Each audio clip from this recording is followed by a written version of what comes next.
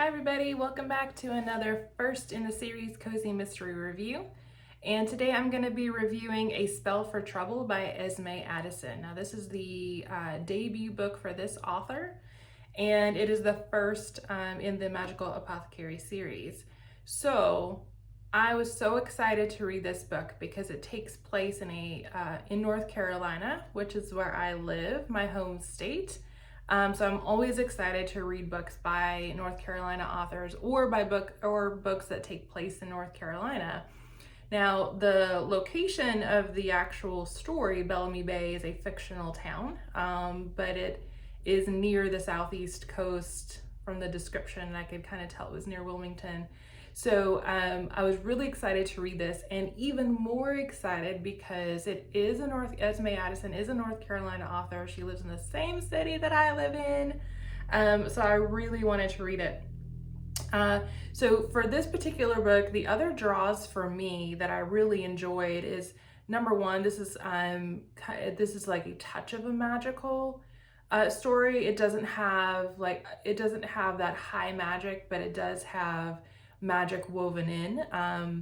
Alexandra Daniels, the main character, comes from a magical family, and if you really like folklore, this would be a book for you, because the Daniels family Alexandra's family is descended from mermaids, and so can alter water and things like that.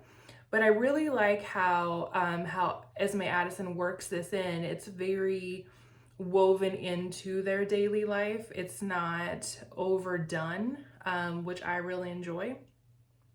And the story starts out with Alexandra moving down to North Carolina from New York City, kind of taking a break. She's had some misfortunes. She's not in a great place, so she goes down to visit her aunt and her cousins in North Carolina and stay with them for a while. And in the process, in working at their apothecary, apothecary teas and lotions and soaps, yes please. She learns that her family is magical. She's very confused by that, and starts to discover her own powers. Now, that is one part of the story that I didn't enjoy that much. As she begins to discover her powers, it's a little, her reaction to it is a little juvenile for me. And again, I'm older, I'm in my 40s. And so I kind of look at that type of behavior as, I don't know, it's just not realistic to me. This person's in her late 20s. And yeah, anybody who finds out that they're magical is going to be surprised, but she handles it much like I would imagine a child handles it. So I think that could have been a little bit, I think that could have been handled a little better in the book. But overall, that revelation is great. The way she gets involved in discovering, the murder, her aunt is accused of murdering one of their customers with whom she has kind of a rocky past. And I love this relationship that Alexandra has with her aunt and has with her cousins. They're all very dynamic characters who change over time. They all have a good depth to them. And you get to see that relationship between she and her aunt get stronger and stronger through the book. And I really love, that's one thing I love about reading cozy mysteries, is when the author takes the time to draw the characters closer together in a relationship. And Esme Addison certainly does that in this book. So I really enjoyed that as well. The couple of problematic pieces. One is the introduction of the person who is killed. It happens very, very early in the book. Within the first 2 chapters. And so there's no, there's not a lot of background on this person. You're not invested in this person at all. And I know that the focus is really you know, the main character, Alexandra, and her family. And so I can see why that was done. I think that character who was murdered could have been developed a little bit more to give us just more context. So that was a little problematic. And then the author introduces two kind of love interests, but they're not integral. They're not always integral to the story. So I kind of found myself occasionally saying like, oh wait, who's that? Oh, right. I remember who that is. So it wasn't like that person wasn't in my mind the whole time. So I did actually guess the murder fairly straight away.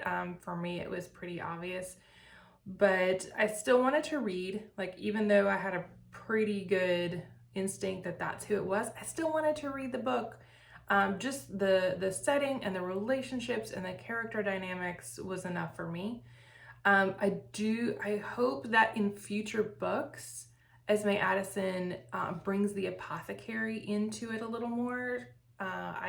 Just because I really enjoy, you know, the teas and the making of the lotions and the soaps and all that kind of stuff. So I hope that comes into it a little bit more. And the only other thing that was confusing to me, and maybe this is just because I am a North Carolinian, is that Alexandra and her family are Polish. And so they have a Polish name, you know, with that type of spelling. They talk about Polish traditions, which I like that part. And then the store that they run, Botanica, is spelled kind of with the Polish pronunciation.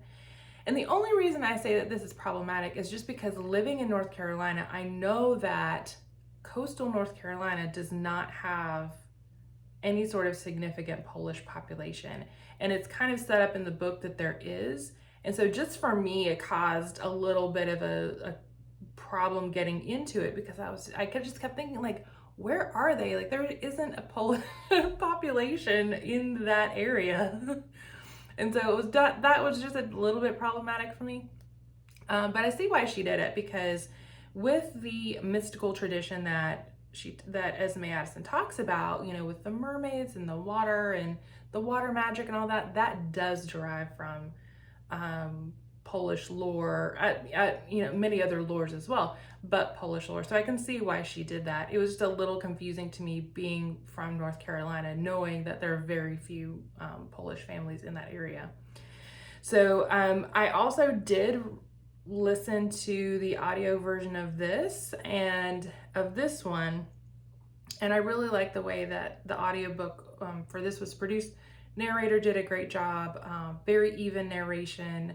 It wasn't jarring or jostling with the starts and stops that you sometimes get with edits. So it was edited very well. Production quality was great. And the narrator did a great job of distinguishing between characters, which so in this particular book, you have one main female character with her three cousins and an aunt. So there's, you know, 4 to 5 female characters that are in there a lot, all in the same family. And so it can be really hard for a narrator to distinguish with her voice between all of them. But actually, this narrator did a great job. So who is this book for? I think this book is really for anybody who loves small coastal towns. The description there is great. She gives us a really good sense of place. For people who do like folklore, I think this is good because that's really woven into it. And it's less about like magic and more about folklore. So that was really interesting. And then of course, if you do like that magical cozy, I think this could be a really good book for you as well. So that's who I recommend this for. And I actually really am looking forward to the next book. I hope that we get to see many more of these. All right, I'll see you guys next time. Make sure to subscribe if you want to continue getting videos from me.